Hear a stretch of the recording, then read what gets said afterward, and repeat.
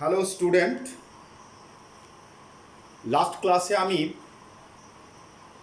চলতড়িতের উপর চুম্বকের উপর তড়িৎ প্রবাহের ক্রিয়া পড়িয়েছিলাম এবং ওরস্টেডের পরীক্ষা সে সংক্রান্ত অন্যান্য বিষয়। আজকে ঠিক উল্টোটাই হবে। গতকাল পড়িয়েছিলাম কি, গত ক্লাসে চলতড়িৎ চুম্বকের উপর চলতড়িতের তড়িৎ প্রবাহের ক্রিয়া। আজকে পড়াবো তড়িৎ প্রবাহের উপর চুম্বকের ক্রিয়া। ঠিক বিপরীত ঘটনা। আমরা জানি নিউটনের থার্ড ল অনুযায়ী কি প্রত্যেক ক্রিয়ায় সমান এবং বিপরীত প্রতিক্রিয়া থাকে। এখন যদি গতদিন দেখেছি ওরস্টেডের পরীক্ষায় একটা তড়িৎবাহী তারের কাছে যদি চুম্বক আনা হয় তাহলে চুম্বকের উপর চুম্বকের বিক্ষেপ ঘটে, অর্থাৎ চুম্বকের উপর একটা বল ক্রিয়া করে তড়িৎবাহী তার। ঠিক একইভাবে তাহলে চুম্বকও ঠিক চুম্বকের কাছে যদি একটা তড়িৎবাহী তার আনা হয় তাহলে চুম্বকটিও তড়িৎবাহী তারের উপর বল প্রয়োগ করবে। এটাই হচ্ছে তড়িৎ প্রবাহের উপর চুম্বকের ক্রিয়া। এই তড়িৎ প্রবাহের উপর চুম্বকের ক্রিয়া দেখানোর একটা ভালো পরীক্ষা হচ্ছে কি বার্লো চক্রের পরীক্ষা, বার্লো চক্রের পরীক্ষা।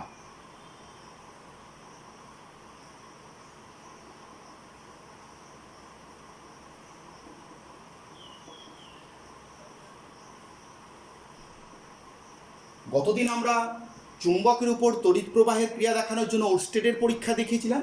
আজকে বার্লো চক্রের পরীক্ষা। এই বার্লো চক্রের পরীক্ষা দেখানোর জন্য যে যন্ত্রটা সেটা হচ্ছে বার্লো চক্র। বার্লো চক্রের যন্ত্রটা কেমন সেটা আমি একটা ছবি আঁকছি, তোমরা দেখো।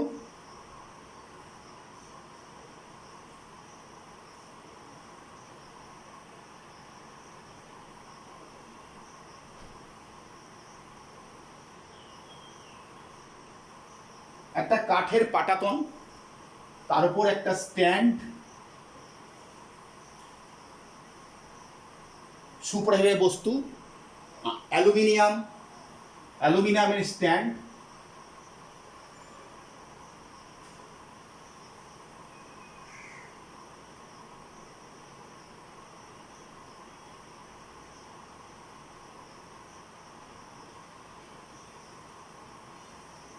স্ট্যান্ডটা দেখো, এখানে একটা স্ক্রু দিয়ে আর একটা স্ট্যান্ড আটকানো আছে, এভাবে এল এর মতন হয়ে আছে, উল্টো এল এর মতন।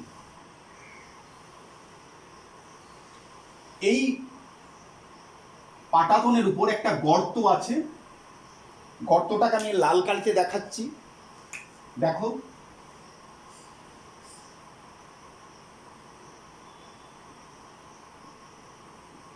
পাটাতনের মাঝখানে একটা গর্ত, তার ভেতরে পারদ দেওয়া আছে। কি আছে? পারদ। এই গর্তের কে ঘিরে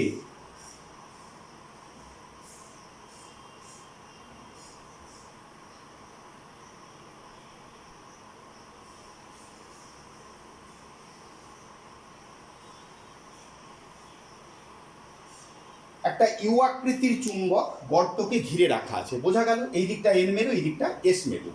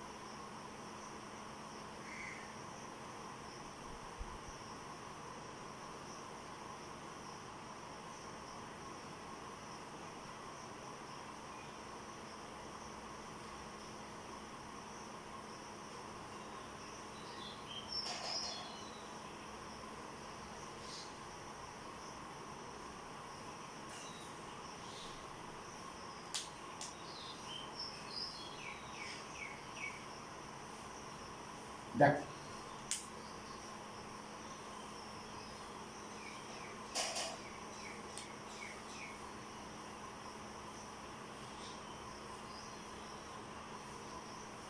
যন্ত্রটা আমরা দেখতে পাচ্ছি, একটা কাঠের পাটাতন, কাঠের পাটাতনের উপর একটা স্ট্যান্ড লাগানো আছে।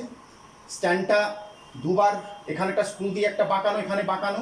এই স্ট্যান্ডের সঙ্গে একটা চাকা চক্রটা কেমন, দাঁত বিশিষ্ট চক্র, যেটা উল্লম্ব তলে ঠিক এইভাবে ঘুরতে পারে। গর্তের মধ্যে পারদ রাখা আছে, পারদের দুই পাশে একটা অশ্বক্ষাকৃতি মানে ইউ শেপ চুম্বকের এন মেরু এবং এস মেরু। চাকাটা যখন ঘুরবে তখন দাঁতগুলো পারদকে স্পর্শ করবে, পারদকে টাচ করে যাবে চাকা যখন ঘুরবে। আর কি থাকবে, এই পারদের সঙ্গে এইখানে একটা পিন আছে, এ একটা স্ক্রু, এইখান থেকে একটা তার, এই ভালো করে বোঝো, এই গর্তের ভেতরে একটা পিন, এখান থেকে একটা তার লাগানো আছে এখানে, আর এই স্ট্যান্ডের সঙ্গে একটা তার একটা ব্যাটারির সঙ্গে আমরা যুক্ত রেখেছি। একটা সেল, এটা প্লাস দিক, এটা মাইনাস দিক। কারেন্ট এই দিক দিয়ে ঢুকবে, কারেন্ট এই দিক দিয়ে ঢুকে চাকা হচ্ছে পেতলের চাকা, তামার তৈরি, তামার চাকার মধ্যে দিয়ে এই দাঁতের মধ্যে পারদের মধ্যে দিয়ে পারদ সুপরিবাহী এই দিক দিয়ে, এই হচ্ছে ছবি। তাহলে বার্লো চক্র সাহায্যে আমরা তড়িৎ প্রবাহের উপর চুম্বক ক্রিয়া দেখাবো। বার্লো চক্রের যন্ত্রটা সম্বন্ধে বলি, একটা কাঠার পাটাতনের উপর একটা দুইবার বাঁকানো অ্যালুমিনিয়ামের দণ্ডের মাথায় একটি দাঁত বিশিষ্ট চক্র উল্লম্ব তলে ঘুরতে পারে। দাঁতের প্রতিটি চাকা ঘূর্ণনের সময় পাটাতনে রাখা গর্তে পারদকে স্পর্শ করে যাবে। পারদের দুই দিকে একটি শক্তিশালী অশ্বক্ষাকৃতি চুম্বকের এন মেরু এবং এস মেরু রাখা আছে। পারদের সঙ্গে এবং দণ্ডের সঙ্গে একটি সেল অর্থাৎ ব্যাটারির একটা তড়িৎ কোষের নেগেটিভ এবং পজিটিভ তড়িৎদ্বার যুক্ত আছে। যন্ত্রের বর্ণনা হয়ে গেল। এখন যেই আমরা কারেন্ট সুইচ দেব, এইটাকে আমি একটা সুইচ ধরে রাখলাম, ধরো এই লাল কালি দিয়ে আমি একটা সুইচ করলাম, এখন সুইচ অফ করা আছে, কোনো কারেন্ট যাবে না। যেই সুইচ দেব সঙ্গে সঙ্গে কারেন্ট, দেখো এই আমার ছবিতে যে তীর চিহ্ন আছে এই দিক দিয়ে কারেন্টটা ঢুকবে। কারেন্ট গেলেই চাকাটা ঘুরতে থাকবে, অর্থাৎ যতক্ষণ কারেন্ট যাচ্ছে না ততক্ষণ চাকা স্থির, যেই কারেন্ট যাবে চাকাটা ঘুরবে। এটাই হচ্ছে তড়িৎ প্রবাহের উপর চুম্বকের ক্রিয়া। চুম্বককে যদি সরিয়ে নিই কারেন্ট গেলেও চাকা ঘুরবে না। এখন চাকাটা কোন দিকে ঘুরবে, ছবির মতো যদি কারেন্ট যায় চাকাটা ঘুরবে ঘড়ির কাঁটার বিপরীত দিকে। এই যে আমি দেখিয়ে দিয়েছি, এইভাবে ঘুরবে ঘড়ির কাঁটার বিপরীত দিকে। যদি ব্যাটারিটিকে উল্টিয়ে দিই, অর্থাৎ এই দিকটা ধনাত্মক এই দিকটা ঋণাত্মক, অর্থাৎ ব্যাটারি উল্টে এই দিকে পজিটিভ এই দিকে নেগেটিভ করি, তাহলে চাকাটা কোন দিকে ঘুরবে, উল্টো দিকে, অর্থাৎ ঘড়ির কাঁটার দিকে। যদি এই চুম্বকটাকে উল্টিয়ে এই এন মেরুটাকে ওই দিকে আর চুম্বকটাকে উল্টিয়ে দিই, ওই দিকে এন মেরু এই দিকে এস মেরু, তাহলে চাকা উল্টো দিকে ঘুরবে। তাহলে আমরা চাকাটা ঘোরার অভিমুখ পাল্টাচ্ছি কিভাবে, কারেন্টের অভিমুখ যদি পাল্টিয়ে দিই, প্রবাহমাত্রা যেদিকে যাচ্ছিল তার উল্টো দিকে যদি প্রবাহমাত্রা করি চাকা উল্টো দিকে ঘুরবে। চুম্বকের মেরুর অবস্থান যদি পাল্টিয়ে দিই তাহলে চাকা উল্টো দিকে ঘুরবে। তাহলে কী কী কারণে চাকার ঘূর্ণন পরিবর্তন, অভিমুখ পরিবর্তন করা যায়? চাকার ঘূর্ণনের অভিমুখ, চাকার ঘূর্ণনের অভিমুখ পাল্টানো যায় কিভাবে? একভাবে চুম্বকের মেরুর অবস্থান পরিবর্তন করে, চুম্বকের মেরুর অবস্থান পরিবর্তন করে। 2 নম্বর, তড়িৎ প্রবাহের অভিমুখ, প্রবাহের অভিমুখ পরিবর্তন করে। তাহলে প্রশ্ন হলো তড়িৎ প্রবাহের উপর চুম্বকের ক্রিয়া কোন পরীক্ষার সাহায্যে, সহজ পরীক্ষার সাহায্যে দেখানো যায়? বার্লো চক্রের পরীক্ষা। বার্লো চক্রের পরীক্ষায় চাকা যেদিকে ঘুরবে চাকার ঘূর্ণনের অভিমুখ কিভাবে পরিবর্তন, উল্টানো যাবে। চুম্বকের মেরুর অবস্থান যদি পরিবর্তন করি, এন মেরুকে এসের জায়গায় এস মেরুকে যদি এনের জায়গায় করি তাহলে চাকা উল্টো দিকে ঘুরবে। প্রবাহ যেদিকে যাচ্ছিল প্রবাহকে যদি উল্টিয়ে দিই তাহলে চাকা উল্টো দিকে ঘুরবে। যদি দুটোকেই উল্টিয়ে দিই, চুম্বককে উল্টিয়ে দিলাম, কারেন্টের অভিমুখও উল্টিয়ে দিলাম, তাহলে চাকা যেদিকে ঘুরছিল সেদিকেই ঘুরবে। প্রশ্ন থাকতে পারে চুম্বকের মেরুর অবস্থান একই সাথে এবং তড়িৎ প্রবাহের অভিমুখ দুটোকেই পাল্টিয়ে দেওয়া হলো। তাহলে চাকার ঘূর্ণনের কি পরিবর্তন হবে? চাকার ঘূর্ণনের অভিমুখের কোনো পরিবর্তন হবে না। ব্যাপারটা বোঝা গেল? এখন যদি আমরা একটা সেল লাগিয়েছি, যদি দুটো সেল লাগাই, 1.5 ভোল্টের, ধরো তোমরা যে সেলগুলো বাজার থেকে কিনে আনো এভারেডি, সেরকম একটা সেল লাগিয়েছি 1.5 ভোল্টের, চাকা যত জোরে ঘুরবে, আমরা যদি দুটো সেল লাগাই চাকা আরও জোরে ঘুরবে, অর্থাৎ প্রবাহ মাত্রা যত বাড়বে চাকা তত জোরে ঘুরবে। ক্লিয়ার? কি কি উপায়ে চাকার ঘূর্ণন বেগ বৃদ্ধি করা যায়? প্রবাহ মাত্রা বাড়িয়ে চাকার ঘূর্ণন বেগ বৃদ্ধি করা যাবে। আর কি? যে চুম্বকটা তোমরা নিয়েছো এন এবং এস, এই চুম্বকের পরিবর্তে আরও শক্তিশালী চুম্বক আমরা ব্যবহার করব। যদি শক্তিশালী চুম্বক ব্যবহার করা যায় তাহলে চাকা আরও জোরে ঘুরবে। তাহলে চাকার ঘূর্ণন বেগ বৃদ্ধি করার জন্য আমরা কি কি করব? চাকার ঘূর্ণন বেগ বৃদ্ধি,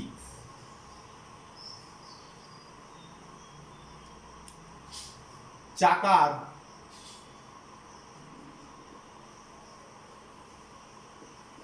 ঘূর্ণন বেগ বৃদ্ধি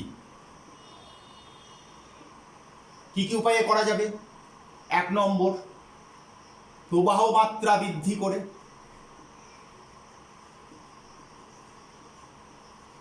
প্রবাহ মাত্রা বৃদ্ধি। 2 নম্বর,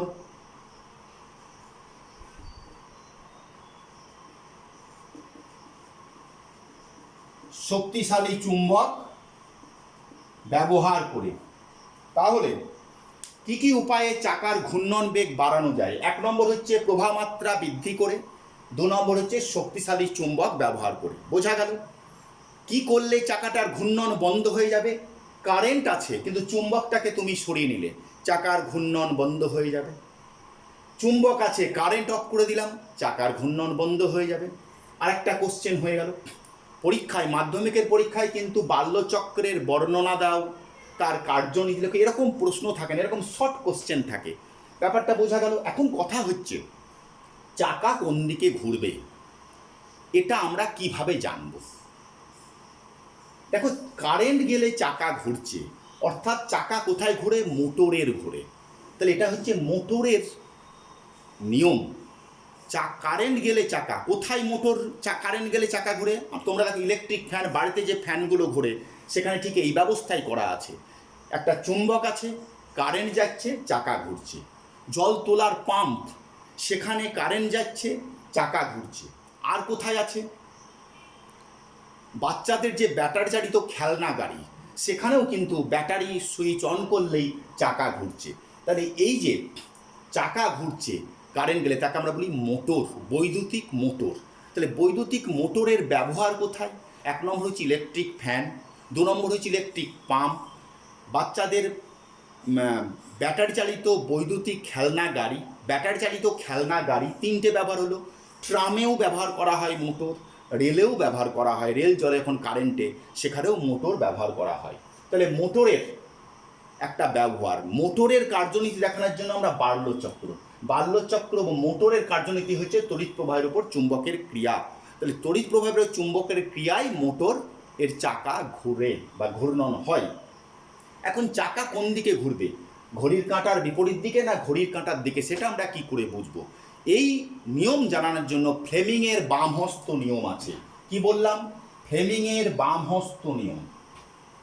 দেখো, চাকার ঘূর্ণনের অভিমুখ জানার জন্য আমরা কার নিয়ম নেব? ফ্লেমিংয়ের বামহস্ত নিয়ম।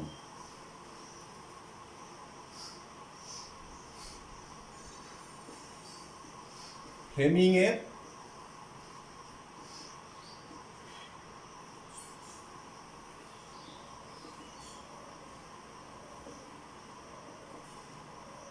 বাল্যচক্রে চাকার ঘূর্ণনের অভিমুখ কোন নীতির কোন নিয়মের সাথে জানা যায়? ফ্লেমিংস লেফট হ্যান্ড রুল বা ফ্লেমিংয়ের বামহস্ত নিয়ম। নিয়মটা কি? সবাই লক্ষ্য করো, এটা আমার কোন হাত? এটা আমার বাঁ হাত, লেফট হ্যান্ড। লেফট হ্যান্ডের কটা আঙুল নিয়েছি? Thumb finger, middle finger, fourth finger, বৃদ্ধাঙ্গুষ্টি, তর্জনী এবং মধ্যমা, বাংলায় বললে হয়। 3টেকে কিভাবে রেখেছি? পরস্পরের সমকোণে। ফলো, পরস্পরের সমকোণে রেখেছি। সমকোণে যদি রাখি তাহলে তর্জনী যদি চৌম্বক ক্ষেত্রের অভিমুখ হয়, চৌম্বক ক্ষেত্র মানে আমি আগের ক্লাসে বলেছি চুম্বকের বলরেখাগুলো এন মেরু থেকে বার হয় এস মেরুতে গিয়ে ঢোকে, অর্থাৎ চুম্বক ক্ষেত্রের অভিমুখ হবে এন টু এস। কোথায় হবে? চুম্বক ক্ষেত্রের অভিমুখ, চুম্বক ক্ষেত্রের অভিমুখ এন টু এস, নর্থ থেকে সাউথ, নর্থ থেকে সাউথ, উত্তর মেরু থেকে দক্ষিণ মেরু। তাহলে চুম্বক ক্ষেত্রের অভিমুখ, তর্জনী যদি চুম্বক ক্ষেত্রের অভিমুখ নির্দেশ করে, মধ্যমা যদি তড়িৎ প্রবাহের অভিমুখ নির্দেশ করে, তবে বৃদ্ধাঙ্গুলি যেদিকে থাকবে সেই দিকে গতি নির্দেশ করবে। কার গতি? চাকার গতি। ভালো করে লক্ষ্য করে আমি এখানে এটা অ্যাপ্লাই করব। আবার বলি, বাম হাতের মধ্যমা, তর্জনী এবং বৃদ্ধাঙ্গুলিকে যদি পরস্পরের সমকোণে রাখা হয় এবং তর্জনী যদি চৌম্বক ক্ষেত্রের অভিমুখ, মধ্যমা যদি তড়িৎ প্রবাহের অভিমুখ নির্দেশ করে, তবে বৃদ্ধাঙ্গুলি চাকার গতি বা তড়িৎ পরিবাহীর গতির অভিমুখ নির্দেশ করবে। ছবিটা দেখো, এই যে আমি রাখলাম, এটাকে কিভাবে রাখছি? এই হচ্ছে আমার তর্জনী, এটা হচ্ছে মধ্যমা, আর এটা হচ্ছে বৃদ্ধাঙ্গুলি। তাহলে এটা হচ্ছে তর্জনী, এটা মধ্যমা, আর এটা বৃদ্ধাঙ্গুলি। থাম ফিঙ্গার টি দিলাম, ফোর্থ ফিঙ্গার এফ দিলাম, তর্জনী মধ্যমা মিডিল ফিঙ্গার, তর্জনী ফোর্থ ফিঙ্গার এফ দিয়ে দিলাম।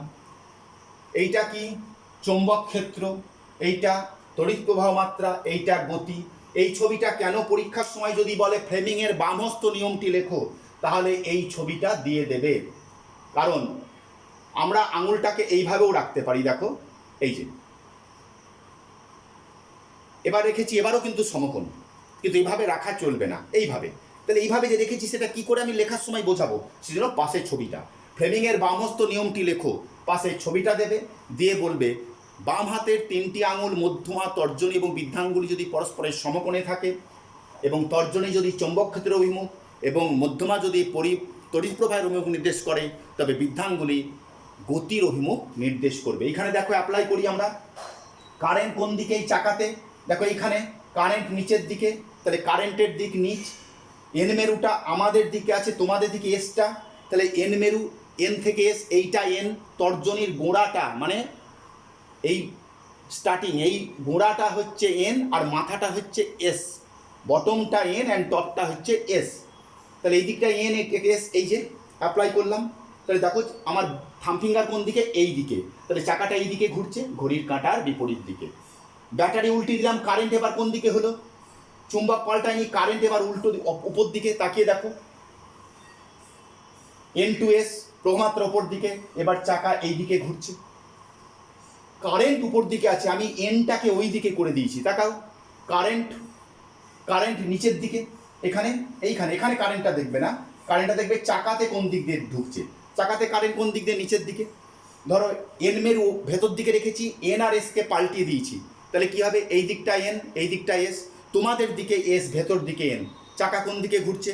দেখো চাকা উল্টো দিকে ঘুরছে। কারেন্ট ঠিক রেখে যদি আমরা মেরুর অবস্থান পাল্টাই, দুটোকেই পাল্টিয়ে দিলাম, মেরুর অবস্থান পাল্টিছি, কারেন্টও পাল্টিছি, চাকা দেখো একই ঘুরছে। তাহলে মোটরের যে চাকা অর্থাৎ বাল্যচক্রের চাকা কোন দিকে ঘুরবে সেটা ফ্লেমিংয়ের বামহস্ত নিয়ম থেকে আমরা জানতে পারবো। তোমরা নিজেরা অ্যাপ্লাই করবে। কারেন্ট এইটা এন, ছবিতে তোমাদের দিকে এন আছে, ভেতর দিকে এস আছে, তাই আমি এইভাবে ধরছি। যদি ভেতর দিকে এন করতাম তাহলে এইভাবে ধরতাম। কারেন্ট উল্টে গেলে কারেন্টের দিকে এইদিকে দেবো, কারেন্টটা দেখতে হবে চাকাতে। ক্লিয়ার? তাহলে তড়িৎ প্রবাহের উপরে চুম্বকের ক্রিয়া সংক্রান্ত বাল্যচক্রের পরীক্ষা আমরা জানলাম। এখান থেকে কোশ্চেনে কী হবে আমরা বলেছি, চাকা কত জোরে ঘোরানোর জন্য কী করতে হবে, চুম্বকের মেরুর অবস্থান পাল্টিয়ে দিলে কী হবে, প্রবাহমাত্রা অভিমুখ পাল্টিয়ে দিলে কী হবে, দুটোর চুম্বককে যদি সরিয়ে নিই বা কারেন্টকে যদি অফ করে দিই যে কোনো একটা, তাহলে কি হবে? বন্ধ হয়ে যাবে। জোরে ঘোরাতে গেলে কী করতে হবে? দুটোকেই যদি একসঙ্গে অভিমুখ পরিবর্তন করি তাহলে ঘূর্ণনের কোনো অভিমুখ পরিবর্তন হবে না। পরীক্ষায় বাল্যচক্রের পরীক্ষাটি বর্ণনা করে দেখাও, এই ধরনের কোশ্চেন এখন আর আসে না, শর্ট কোশ্চেন আছে এই রকম।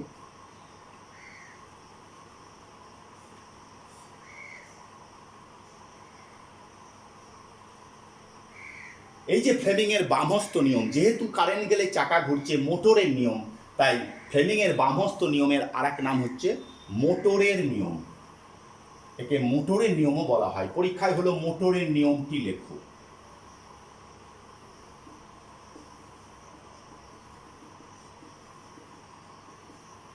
বোঝা গেল? তাহলে আমরা দেখতে পাচ্ছি তড়িৎ প্রবাহের উপর চুম্বকের ক্রিয়া দেখানো হয়েছে মোটরের ক্ষেত্রে। বৈদ্যুতিক মোটর, ইলেকট্রিক মোটর। আমরা দেখলাম কোথায় কোথায় মোটর উদাহরণ। আমরা সেরকম একটা মোটর আলোচনা করব যেটা হচ্ছে ডিসি মোটর।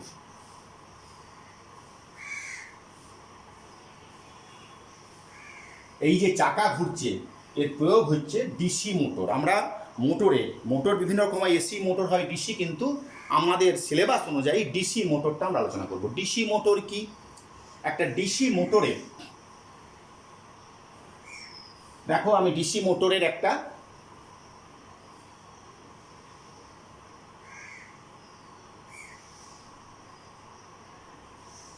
ব্যাটারি চালিত যে খেলনা গাড়িগুলো, সেগুলো ডিসি মোটর। অনেকেই তোমরা বাড়িতে দেখেছো ছোট ছোট মোটর, তার মাথায় চাকা লাগানো থাকে, সে হচ্ছে ডিসি মোটর।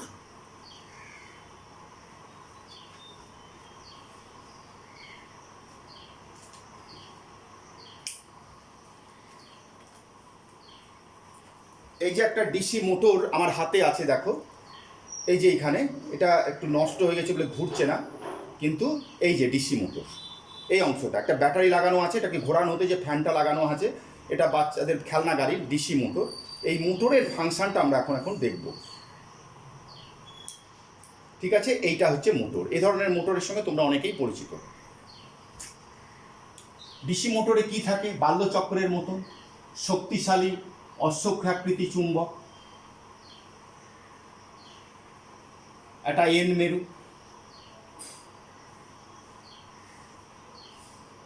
এস মেরু।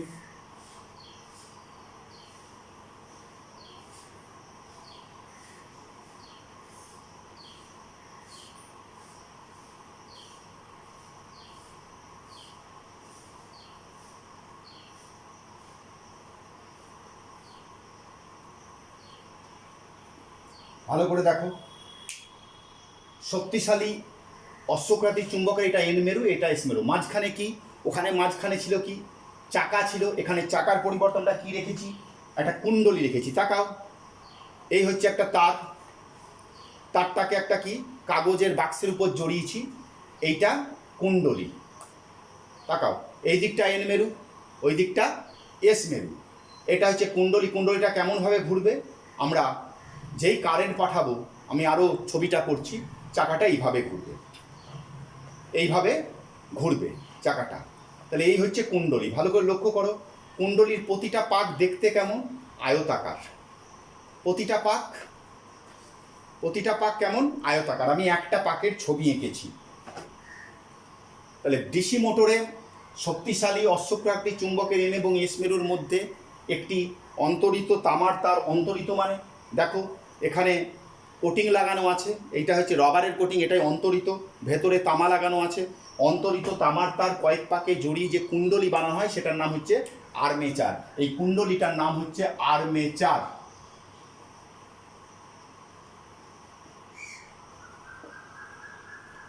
কুণ্ডলীটার নাম আর্মেচার। আর্মেচারের দুই প্রান্তে কি থাকছে?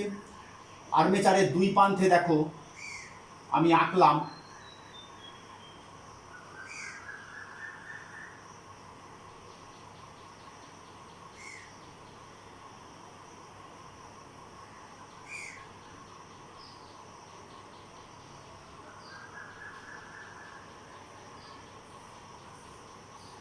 দুটো একটা পুরো রিংকে মাঝামাঝি কাটলাম, এরকম একটা রিং, এই একটা তামার রিং, ধাতব পদার্থের রিং, তাকে মাঝখানে কেটে দিলাম। কটা জিনিস তৈরি হলো? হাফ রিং, অর্ধ বলয়াকৃতি রিং। একটা মাথায় আমি এইখানে লাগিয়ে দিয়েছি আর একটাকে, তাহলে এইটাকে বলা হচ্ছে কি? এই হাফ রিংগুলোকে বলা হয় কমিউটেটর। কি বললাম? কমিউটেটর।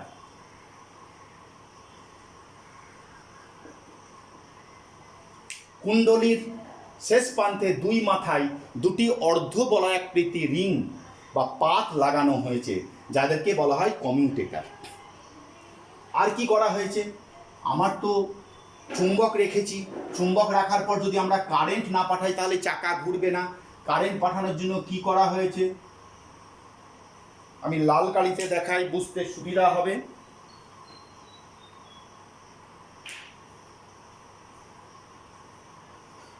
এই হচ্ছে কার্বন ব্রাশ,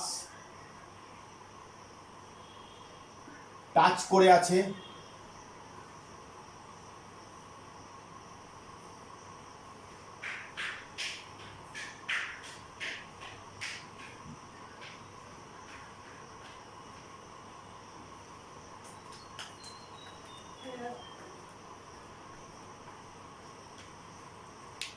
দেখো পুরো মোটরের ছবিটা এঁকেছি।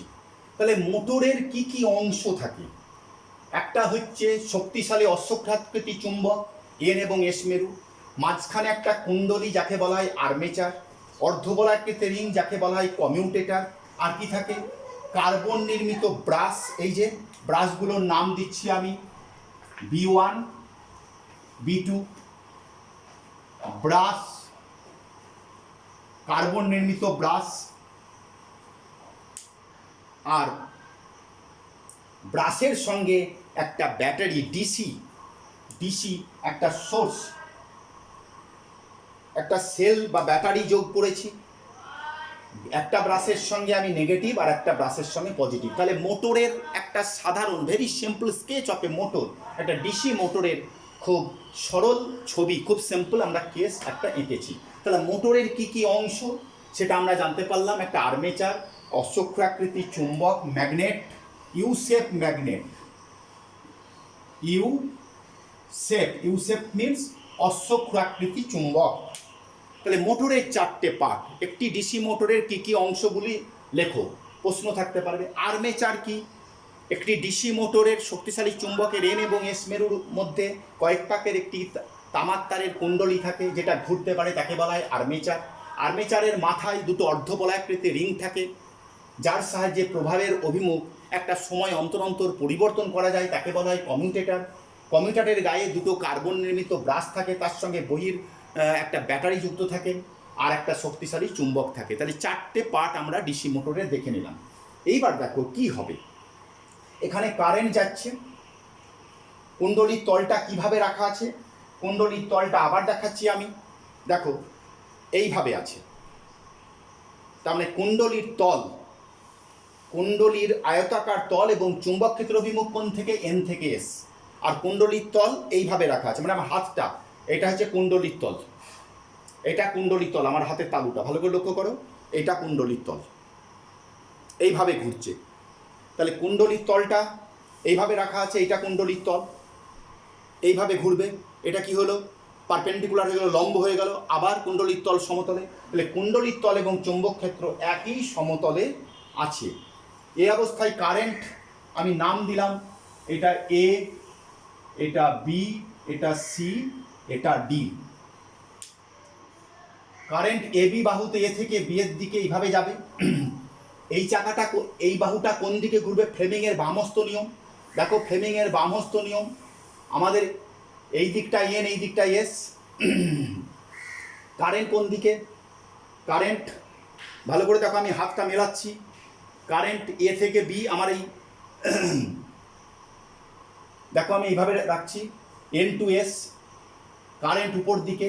তাহলে থামফিকার চাকাটা কোন দিকে ঘুরবে, এই চাকাটা ঘুরবে, এই বাহুটা ঘুরবে, এবি বাহু ভেতর দিকে ঘুরছে। তার মানে এবি বাহুর ঘূর্ণনের অভিমুখ কোন দিকে, ভেতর দিকে, ভেতর দিকে। এবার সিডি বাহুতে দেখো, সিডি বাহুতে কারেন্ট কোন দিকে তাকাও, কারেন্ট নিচের দিকে, এন টু এস, এই বাহুটা কোন দিকে ঘুরবে, উপর দিকে ঘুরবে।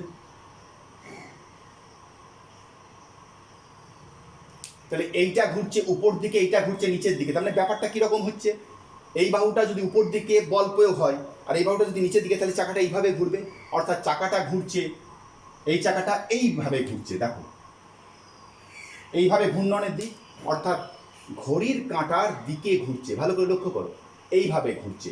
এবি বাহু নিচের দিকে, সিডি বাহু উপর দিকে, এই তার মানে এইরকম ঘুরছে। এটা কোন দিক, ঘড়ির কাঁটার দিকে ঘুরছে। লক্ষ্য করো, আরেকবার আমি দেখাচ্ছি, কুণ্ডলীর তলটা কিভাবে আছে, কুণ্ডলীর তলটা চুম্বক ক্ষেত্রের অভিমুখ N2S, চুম্বক ক্ষেত্র এইদিকে, তলটাও ঠিক এইরকম আছে। এরকম যদি থাকে তল এবং চুম্বক ক্ষেত্র অভিমুখ একই সমতলে আছে, কুণ্ডলীর তল এবং চুম্বক ক্ষেত্র একই সমতলে আছে। চারটে অংশ আমি মুছে দিলাম। প্রথম যে চিত্রটা আমি এঁকেছি এখানে আমি লিখে রাখছি, কুণ্ডলীর তল এবং চুম্বক ক্ষেত্র একই সমতলে, কুণ্ডলীর তল এবং চুম্বক ক্ষেত্র একই সমতলে আছে। এই অবস্থায় চিত্রে যেরকম কারেন্ট যাচ্ছে সে অনুযায়ী এবি বাহু ভেতরের দিকে এবং সিডি বাহু উপরের দিকে, ফলে এই রকম ঘুরবে, এই রকম ঘুরছে। দেখো যেই ঘুরতে ঘুরতে এই ব্রাশগুলো একই জায়গায় থাকে, ব্রাশগুলো কিন্তু পাল্টাবে না জায়গা, কিন্তু এই যে কমিউটেটার যাকে বলছি অর্ধগোলাকার সেটা ঘুরে যাবে। আমি এখানে ছবিটা একটু দেখাবো, চাকাটা ঘুরছে, ঘুরতে ঘুরতে চাকাটা এরকম ঘুরছে, ঘুরতে ঘুরতে এই খাড়া হয়ে গেল, তার মানে কুণ্ডলীর তল চুম্বক ক্ষেত্রের সঙ্গে সমকোণে হয়ে গেল। ছবিটা কেমন হবে, আমি সমকোণে আঁকছি।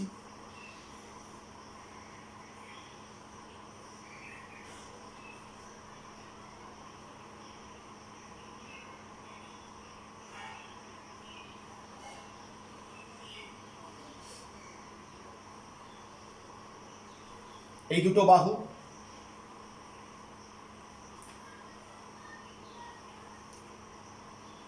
এবিটা নিচের দিকে চলে গেছে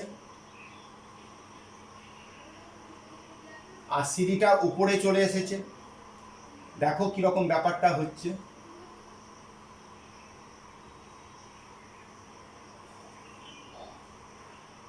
এইটা রিং,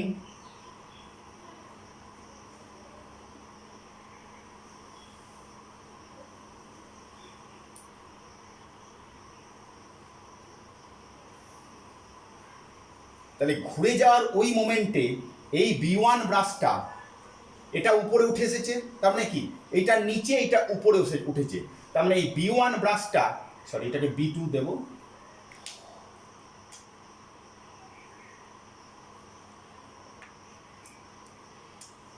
এই B2 ব্রাশটা এবার এখানে চলে আসবে।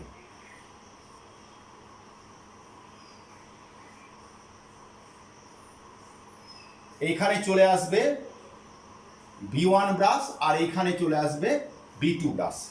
তার মানে ঠিক 90 ডিগ্রি, এই অবস্থান থেকে 90 ডিগ্রি ঘোরার পর, এই অবস্থান থেকে ঠিক 90 ডিগ্রি যখন এইরকম থেকে এই ঘুরল, এই অবস্থায় ব্রাশ দুটো পরস্পর কমিউটেটর দুটোকে চেঞ্জ করবে। B2 ব্রাশ গিয়ে লাগবে সিডি বাহুর কমিউটেটরে এবং B1 ব্রাশটা ব্রাশ দুটো কমিউটেটরকে পাল্টাচ্ছে না, ব্রাশ দুটো নিজেদের জায়গা পাল্টাচ্ছে না, কমিউটেটর দুটো জায়গা পাল্টিয়ে, তাহলে কারেন্টের অভিমুখ কি হয়ে গেল এবার, কারেন্টের অভিমুখ দেখো ওই মোমেন্টে কারেন্ট পাল্টিয়ে গেল, অর্থাৎ এবি বাহুতে কারেন্ট চলে যাবে নিচের দিকে,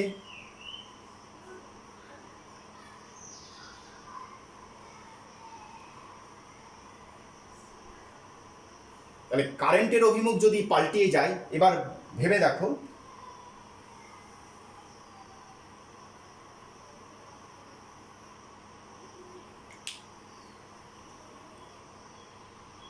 আগে এই চাকাটা এইদিকে ঘুরছিল, এবার চাকাটা এই যে অভিমুখ পাল্টিয়ে গেল, ব্রাশ দুটো নিজেদের জায়গা পরিবর্তন করে ফেললো মানে কমিউটেটরদের সঙ্গে, তাহলে চাকাটা একই দিকে ঘুরবে।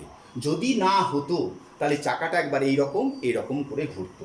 তাহলে কতক্ষণ ঘোরা, ঠিক 90 ডিগ্রি পর ব্রাশ দুটো পরস্পর কমিউটেটরের সঙ্গে জায়গা বদল করে এবং প্রবাহের অভিমুখ পাল্টিয়ে যায়, ফলে এবি বাহু যেদিকে ঘুরছিল সেই দিকেই ঘুরবে এবং সিডি বাহু সেই, তাহলে এবি বাহু কোন দিকে ঘুরছিল, দেখো এবার আমরা যদি অ্যাপ্লাই করি, এবি বাহুর ঘূর্ণন আগে কোথায় ছিল, নিচের দিকে, এখনও সেই একই দিকে ঘূর্ণন থাকছে, সিডি বাহুর ঘূর্ণন একই দিকে থাকছে, অর্থাৎ ঘূর্ণনের অভিমুখের কোনো পরিবর্তন হবে না। তাহলে কমিউটেটরের কাজ কি, কমিউটেটরের কাজ হচ্ছে নির্দিষ্ট সময় পর পর কমিউটেটরের সাহায্যে ব্রাশ দুটো পরস্পরের জায়গা পরিবর্তন করে কুণ্ডলীর মধ্যে প্রবাহের অভিমুখ সর্বদা কুণ্ডলীকে সর্বদা একই অভিমুখে ঘূর্ণন রাখে। এটাই হচ্ছে কমিউটেটরের কাজ। তাহলে সবচাইতে বেশি বল প্রয়োগ হচ্ছে কখন? যখন কুণ্ডলীটা চুম্বক ক্ষেত্রমুখের সঙ্গে সমতলে আছে। এই অবস্থায় পরস্পর কিছুক্ষণের জন্য দেখো এই ফাঁকে যখন আসছে ব্রাশ দুটো জায়গা বদল করছে। ব্রাশ দুটো যখন জায়গা বদল করছে তখন এই ফাঁকে যখন পড়ছে তখন কারেন্ট অফ হয়ে যাচ্ছে। ঠিক 90 ডিগ্রি অবস্থানের আগের মুহূর্তে মানে ওই অবস্থানে কারেন্ট অফ হয়ে গেল। কারেন্ট অফ হয়ে যাওয়ার পর তাহলে প্রথমে যদি আমরা 0 ডিগ্রি ধরি এটাকে, তারপরে 90 ডিগ্রি, তারপরে 180 ডিগ্রি, তারপরে 270 ডিগ্রি, তারপরে আবার 360 ডিগ্রি মানে 0 ডিগ্রি, একটা পূর্ণ ঘূর্ণন। প্রথম অবস্থায় 0 ডিগ্রি এবং 180 ডিগ্রিতে সমতলে থাকবে, আর 90 আর 270তে কেমন থাকবে? লম্বভাবে থাকবে। 360 আর 0 আবার আগের অবস্থায় ফিরে এলো। কখন কুণ্ডলীর তলের উপর, কুণ্ডলীর এই বাহু দুটোর উপর বল সবচাইতে বেশি হবে? যখন 0 ডিগ্রি এবং 180 ডিগ্রি। কখন বলের মান সবচাইতে কম হবে? 90 ডিগ্রি এবং 270 ডিগ্রি। কখন কোনো এক মুহূর্তের জন্য কুণ্ডলী কমিউটেটরের সঙ্গে ব্যাটারির সংযোগ বিচ্ছিন্ন হবে? যখন 90 ডিগ্রি এবং 270 ডিগ্রি অবস্থানে। ভালো করে প্রশ্নটা বোঝার চেষ্টা করো। পরীক্ষায় প্রশ্ন কেমন থাকবে সেটা হচ্ছে, একটা ডিসি মোটরের কি কি অংশ থাকে লেখো, চিত্রে চিহ্নিত করো বললে চিত্রটা আঁকবে। নাম্বার 2, কমিউটেটর কি? কমিউটেটর দুটি অর্ধ বলয়াকৃতি ধাতব পাত যেটা কুণ্ডলী অর্থাৎ আর্মেচারের দুই প্রান্তে যুক্ত থাকে। ঘূর্ণনের সময় কমিউটেটর সঙ্গে যুক্ত কার্বন ব্রাশগুলি যখন তাদের স্থান পরিবর্তনের ফলে প্রবাহের অভিমুখ পরিবর্তন করে এবং প্রবাহ মাত্রা পরিবর্তন করার ফলে কুণ্ডলীটা একই অভিমুখে ঘোরে। কমিউটেটর না থাকলে কুণ্ডলীটা একবার বাঁ দিক একবার ডান দিক এরকম ঘুরত। কমিউটেটরের কাজ। কখন কুণ্ডলীর তলের উপর ক্রিয়াশীল বল সর্বাধিক? যখন কুণ্ডলীটা সমতলে থাকে, অর্থাৎ প্রথম সমতলে 0 ডিগ্রি এবং 180 ডিগ্রি, এই দুটো অবস্থানে ক্রিয়াশীল বলের মান সর্বাধিক। ম্যাক্সিমাম বল। কখন বলের মান সবচাইতে কম? 90 ডিগ্রি এবং 270 ডিগ্রি মিনিমাম। এই অবস্থায় কুণ্ডলীর সঙ্গে ক্ষণিকের জন্য এই কমিউটেটরের সঙ্গে খুব অল্প সময়ের জন্য ব্যাটারির সংযোগ ছিন্ন হয়, কিন্তু ঘোরে কি করে? জড়তা ভ্রামকের জন্য, মোমেন্ট অফ ইনার্সিয়া, গতিজাড্যের জন্য চাকাটা ঘুরতে থাকে। বোঝা গেল? আবার বলি, কখন বলের মান সবচাইতে বেশি? যখন সমতলে থাকে কুণ্ডলীর তল এবং চৌম্বক ক্ষেত্রে। যখন কুণ্ডলীর তলের সঙ্গে তল চৌম্বক ক্ষেত্রের সঙ্গে লম্বভাবে থাকে তখন বলের মান সবচাইতে কম, সেটা হয় 90 ডিগ্রি এবং 270 ডিগ্রি এই অবস্থানে। কখন ব্যাটারি সংযোগ ছিন্ন হয়? যখন দুই অবস্থানে আসছে 90 এবং 270 ডিগ্রি, কিন্তু গতিজাড্যের জন্য সেটা ঘুরতে থাকে। এখন প্রশ্ন হচ্ছে, এই যে মোটরের চাকা ঘুরছে, এই ঘূর্ণনটাকে আমরা কি করে বাড়াবো?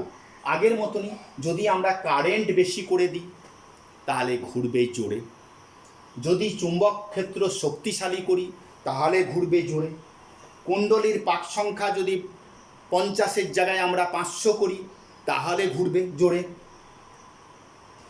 কুণ্ডলীর যে ক্ষেত্রফল, এই যে ক্ষেত্রফলটা যদি বাড়িয়ে দিই তাহলে জোরে ঘুরবে। তাহলে চাকার ঘূর্ণন বেগ বৃদ্ধি হবে কোন কোন উপায়ে? ঘূর্ণন বেগ বৃদ্ধি, মোটরের চাকার ঘূর্ণন বেগ বৃদ্ধি। 1 নম্বর, শক্তিশালী চুম্বক। 2 নম্বর, প্রবাহ মাত্রা বৃদ্ধি।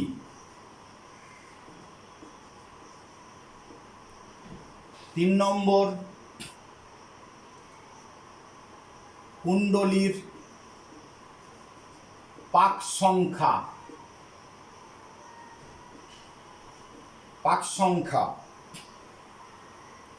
4 নম্বর,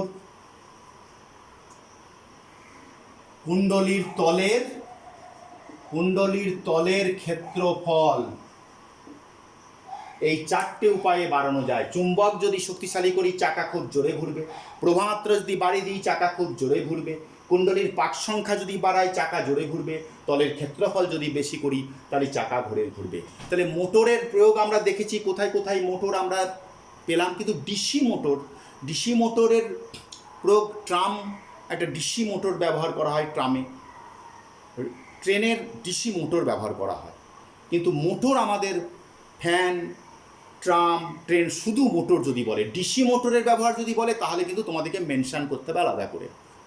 আর যদি বলে মোটর কোথায় কোথায় আছে, পাম্পে আছে, ব্যাটারি চালিত খেলনা গাড়িতে আছে, ইলেকট্রিক ফ্যানে আছে, কিন্তু ডিসি মোটর, এসি মোটর এবং ডিসি মোটর দুটোই হয় আমাদের আলোচনার বিষয় ডিসি মোটর। ক্লিয়ার? ব্যাপারটা বোঝার চেষ্টা করবে যে কমিউটেটার খুব ইম্পর্ট্যান্ট পয়েন্ট, কমিউটেটার না থাকলে কারেন্টের অভিমুখ পাল্টাতো না, এবং কারেন্টের অভিমুখ না পাল্টালে কি হবে? কারেন্টের অভিমুখ না পাল্টালে, কারণ যেই কমিউটেটার চেঞ্জ করবে এবি বাহুতে কারেন্টটা উল্টো দিকে এবং সিডি বাহুতে কারেন্টটাও উল্টো দিকে যাবে। কারেন্ট উল্টো দিকে যাওয়ার ফলে ঘূর্ণনটা একই অভিমুখে হবে। নোট করো।